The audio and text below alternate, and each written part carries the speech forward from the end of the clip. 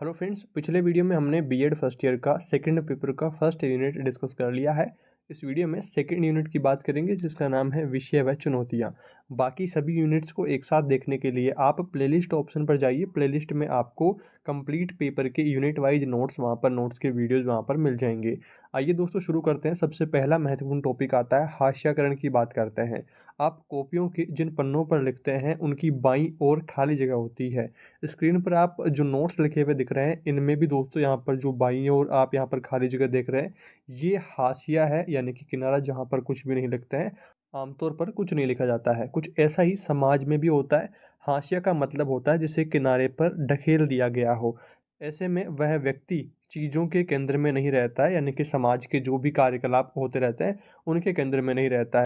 समाज में हाशियाकरण की वजह यह हो सकती है कि वे एक अलग भाषा बोलते हों, अलग रीति रिवाज अपनाते हों या बहुसंख्यक समुदाय के मुकाबले किसी दूसरे धर्म के हों।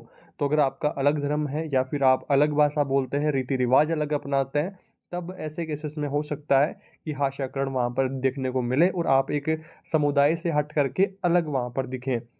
फासले और अलग-अलग किए जाने का यह एहसास समुदायों को संसाधनों और मौक़ों का फ़ायदा उठाने से रोक देता है। इस तरह से आर्थिक, सामाजिक और राजनीतिक सभी दायरे समाज के कुछ तबकों को हाशियाकरण महसूस करने के लिए विवश करते हैं।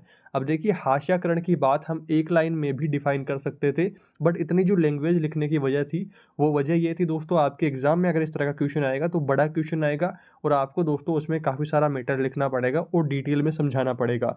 तो आप ठीक तरीके से समझ पाए होंगे हाशियाकरण को डिटेल में। अगर आपका क्वेश्चन आता है तो आप इस तरह से आपको डिफाइन करना पड़ेगा और कंप्लीट इस तरह से आपको डिटेल में लिखना पड़ेगा। इसके बाद में दोस्तों बात करते हैं हाशियाकरण की परिभाषाओं को लेकर के। तो देखिए, शब्दकोश के अनुसार हाशियाकरण वह प्रक्रिया है जिसके द्वारा एक समूह के व्यक्तियों को कम महत्व दिया जाता है।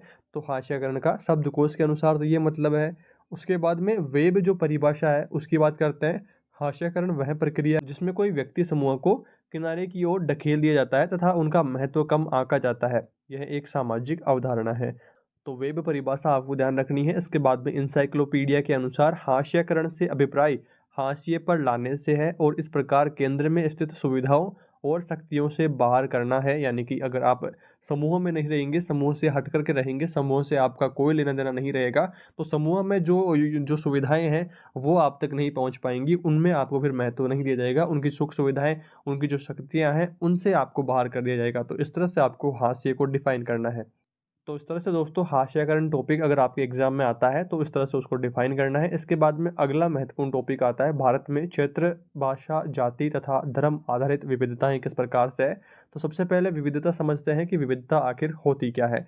तो विविधता से तात्पर्य असमानता, परंतु हमारे उद्देश्य की पूर्ति के लिए इसका अर्थ जो है असमानता से अतिरिक्त और भी कुछ है।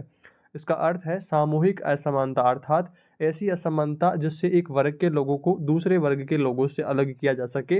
यह असमानता किसी भी प्रकार की हो सकती है, जैसे जैविकीय या फिर धार्मिक तौर पर अलग होना या फिर भाषा अलग अलग होने पर भी समूह अलग हो जाते हैं। तो इस तरह के उदाहरण आप यहाँ पर दे सकते हैं। तो विविधता हमने यहाँ पर समझ ली है। इसके बाद में अब बात करते हैं क्षेत्रीय विविधता की। तो सबसे पहले देखिए, क्षेत्रीय विविधता में आपको ध्यान रखना है कि भारत में अनेक प्रांत हैं तथा प्रत्येक की जो जलवायु है वो अलग अलग है। उनकी जो भौगोलिक विशेषताएं वो भी अलग अलग है। कुछ क्षेत्र संपन्न हैं, कुछ गरीब हैं। इन क्षेत्रों में रहने वाले लोगों का रहन सहन, बोलचाल, खान पान भी अलग है, रीति रिवाज भी अलग है और धर्म कर्म एक दूसरे से अलग अलग हैं। तो ये क्या हो गई, क्षेत्रीय विभिन्नता हो गई। इसके बाद में बात करते हैं भाषाई विविधता की।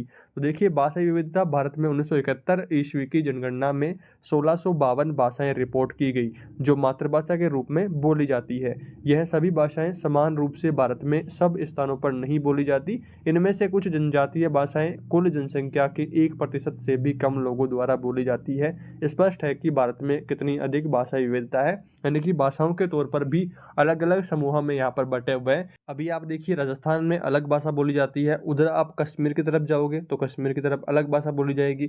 नीचे आप गुजरात की तरफ या फिर आप नीचे कन्याकुमारी की तरफ जाएंगे तो उधर अलग भाषा। तो पूरे जो भारत है उसमें अलग अलग जगह पर अलग अलग भाषाएं बोली जाती है। तो भाषाई विविधता भी काफ़ी ज़्यादा देखने को मिलती है। तो इस तरह से आपको भाषाई विविधता को डिफाइन करना है। इसके बाद में अगला बिंदु आता है धार्मिक विविधताएं। तो भारत में अनेक धर्मों की भूमि है। यहाँ हमें अलग अलग धर्मों और मतों के अनुयायी मिलते हैं। विशेषतया इनमें हिंदू जनसंख्या, मुसलमान, ईसाई, सिख, बौद्ध, जैन और पारसी है।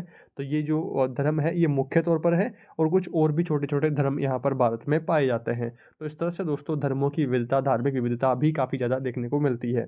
इसके बाद में बात करते हैं, अगला बिंदु आता है जाति विविधताएं। तो भारत में प्राचीन काल से ही जाति प्रथा रही है। आज भी यहाँ अनेक जातियों व प्रजातियों के लोग रहते हैं। इन सब का रहन सहन, रीति रिवाज, परंपराएं, व्यवसाय आदि अलग अलग है। इन सब की जो जातीय विशेषताएं हैं उनको ग्रहण करके भारतीय संस्कृति के स्वरूप में संपन्नता आई है। हर तरह के धर्म के लोग आपको, हर तरह की जाति के लोग यहाँ पर मिल जाएंगे। उसके बाद में दोस्तों आगे बढ़ते हैं और बात करते हैं सांस्कृतिक विविधता की। सांस्कृतिक विविधता में आपको ध्यान रखना है कि भारत में प्रत्येक राज्य में रहने वाले लोगों का रहन सहन, भाषा, खान पान, रीति रिवाज अलग अलग है। जब एक राज्य के लोग दूसरे राज्य में जाते हैं तो वे अपनी इन्हीं विशेषताओं के कारण एक दूसरे को प्रभावित करते हैं। इस प्रकार इन विभिन्न राज्यों की विविधता पूर्ण संस्कृतियों ने मिलकर के भारतीय संस्कृति को समृद्ध बनाया है। इसके बाद में दोस्तों बात करते हैं, छठा बिंदु है भौगोलिक विविधताओं के बारे में। तो भारत के विभिन्न राज्य भौगोलिक दृष्टि से भी भिन्न भिन्न विशेषताएं रखते हैं। जैसे किसी राज्य की भूमि अधिक उपजाऊ है तो किसी की कम उपजाऊ है। कहीं प्राकृतिक साधनों की प्रचुरता है तो कहीं पर प्राकृतिक साधनों की कमी है। इन सब का प्रभाव वहाँ रहने वाले लोगों के जीवन एवं रहन सहन के स्तर पर पड़ता है। इन सभी भौगोलिक विशेषताओं ने भारतीय संस्कृति को विविधता प्रदान करी है और डिफ्रेंसिएशन यहाँ पर लाया है। इसके बाद में आगे बढ़ते हैं, अगला महत्वपूर्ण बिंदु आता है भारत में शिक्षा की क्या बाधाएं हैं, किस तरह से आपको इसको डिफाइन करना है। आइए उसके बारे में बात करते हैं। तो वर्तमान युग में मानव जीवन की प्रत्येक क्षेत्र में परिवर्तन ही परिवर्तन दिखाई दे रहे हैं। इन परिवर्तनों के कारण कई नई समस्याएं भी उत्पन्न हो रही है। शिक्षा का क्षेत्र भी इससे अछूता नहीं रहा है और शिक्षा के क्षेत्र में भी अनेक समस्याएं व बाधाएं उत्पन्न हो गई है, जिनकी वजह से शिक्षा के उद्देश्यों व लक्ष्यों की प्राप्ति नहीं हो रही है। भारत में शिक्षा की कौन कौन सी बाधाएं हैं, आइए उनकी बात करते हैं। पहला बिंदु आता है गुणवत्ता का। तो भारत के भाग्य का निर्माण उनकी कक्षाओं में हो रहा है। कोठारी शिक्षा आयोग का यह कथन पूरी तरह सत्य है। भारत के भविष्य के निर्माता वे बच्चे हैं जो आज कक्षाओं में शिक्षा प्राप्त कर रहे हैं। वे जैसी शिक्षा प्राप्त कर रहे हैं वैसा ही राष्ट्र का भविष्य होगा। आयोग का यह कथन स्पष्ट रूप से यह संकेत देता है कि अच्छी एवं गुणात्मक शिक्षा ही हमारे भारत को भविष्य में विकास की ओर ले जा सकती है। यह तो ठीक है कि भारतीय संविधान में प्राथमिक शिक्षा को सार्वभौमिक बनाने की बात कही गई है और हम इस दिशा में निरंतर प्रयास भी कर रहे हैं। अनेक शैक्षिक कार्यक्रम भी चलाए जा रहे हैं जिससे प्राथमिक शिक्षा को देश के प्रत्येक बच्चे तक पहुंचाया जा सके। लेकिन 100% साक्षरता एवं प्राथमिक शिक्षा सार्वभौमिकरण के लक्ष्य को प्राप्त कर लेना ही काफ़ी नहीं है।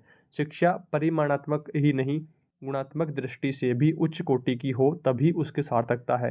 यही कारण है कि भारत में विभिन्न आयोगों द्वारा तथा 1986 में तैयार की गई शिक्षा नीति में गुणात्मक शिक्षा पर विशेष ध्यान दिया गया और गुणात्मक शिक्षा की ही बात करेगी, क्योंकि यह स्तर वही नींव है जिस पर माध्यमिक व उच्च शिक्षा की गुणात्मकता निर्भर करती है। तो गुणात्मक शिक्षा पर यहाँ पर जोर दिया गया। इसके बाद में बात करते हैं सुविधाओं की। तो देखिए, पूर्व में हमने पढ़ा कि विभिन्न शिक्षा आयोगों ने अपने प्रतिवेदनों में गुणवत्तापूर्ण शिक्षा पर बल दिया है, परंतु भारत जैसे विकासशील देश में गुणवत्ता के साथ साथ सुविधाओं में भी भारी कमी है। शिक्षा में सुविधाओं से अभिप्राय उन समस्त संसाधनों से है जिनमें विद्यार्थी जो है, शिक्षार्थी जो है, अपनी क्षमताओं का सहज एवं संतुलित विकास कर सके। साथ ही भवन, उपकरण आदि की भी जो शैक्षिक सुविधाएं हैं उनमें शामिल किए जाते हैं। उच्च कोटि की शैक्षिक सुविधाओं के अभाव में गुणवत्तापूर्ण शिक्षा की प्राप्ति संभव नहीं है। अतः सुविधाओं की कमी भी भारत में शिक्षा की प्रमुख बाधा है। इसके बाद में अगला बिंदु आपको देखने को मिलता है पहुंच का। पहुंच में देखिए, शिक्षा में पहुंच शब्द का प्रयोग पेट के अर्थ में लिया जाता है, जिसका अर्थ है शैक्षिक नीतियाँ। यह आश्वस्त करें कि शिक्षार्थी शिक्षा प्राप्त करने की समस्त सुविधाओं एवं अवसरों पर समान अधिकार रखते हैं। पहुंच को प्रभावित करने वाले कई कारक होते हैं। इन कारकों का जो प्रभाव है सकारात्मक व नकारात्मक दोनों रूप में देखा जा सकता है। धर्म, लिंग भेद, सामाजिक स्तर, आर्थिक स्तर, सामाजिक परंपराएं, भौगोलिक परिस्थितियां, राजनीतिक तत्व आदि अनेक कारक शिक्षा में पहुंच को प्रभावित करते हैं। इसके बाद में चौथा बिंदु आता है लागत। तो शिक्षा की लागत भी भारत में शिक्षा की प्रमुख बाधा है। शिक्षा के अर्थशास्त्र के अनुसार विद्यार्थी पर व्यय की जाने वाली राशि निवेश के रूप में होती है। यदि उस निवेश से शिक्षार्थी, अभिभावक एवं समाज को लाभ प्राप्त नहीं हो रहा है तो निवेश महत्वहीन हो जाता है। भारत में शिक्षा पर किया जाने वाला व्यय आय की तुलना में अधिक है। भारत में शिक्षा की लागत अधिक होने के कारणों में प्रथम तो है कि राजकीय एवं गैर राजकीय विद्यालयों में शुल्क में काफ़ी अधिक अंतर है। दूसरा, विद्यालय के अतिरिक्त जो कोचिंग आदि का जो व्यय है वह भार बहुत ज़्यादा है। अफसरशाही के कारण भी शिक्षा की लागत बढ़ी है, स्थानीय स्रोतों का उपयोग नगण्य है। इस तरह कई कारण जिनकी वजह से शिक्षा की लागत बढ़ जाती है और फिर यह लागत शिक्षा के मार्ग में बाधा बनती है और कई अभ्यर्थी जो हैं इससे वंचित रह जाते हैं।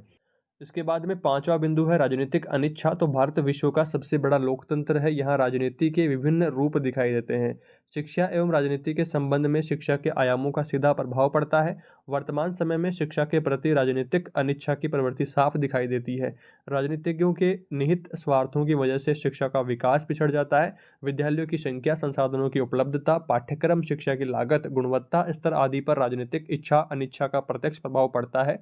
वैकेंसी की अगर हम बात करें तो सरकार जब चाहे, जब उनको वोटों की ज़रूरत पड़ती है तब वैकेंसियाँ निकाल दी जाती है, और जब उन्हें वोटों की ज़रूरत नहीं रहती है तब वैकेंसियाँ नहीं निकालती है, बेरोजगारों के साथ अच्छा नहीं करती है। तो इस तरह से दोस्तों राजनीति भी कई बार खेली जाती है। तो ये यहाँ पर डिफाइन किया गया है। इसके बाद में आगे बढ़ते हैं छठे बिंदु की ओर। तो युवा असंतोष की बात करते हैं। आज के युवक युवतियाँ अनेक प्रकार के तनावों से ग्रसित रहते हैं। इससे उनमें असंतोष की स्थिति उत्पन्न होती है और उसकी जो अभिव्यक्तिकरण है वे प्रदर्शन, दंगों, तोड़, हड़ताल, मारपीट आदि विभिन्न क्रियाओं में भाग लेकर करते हैं।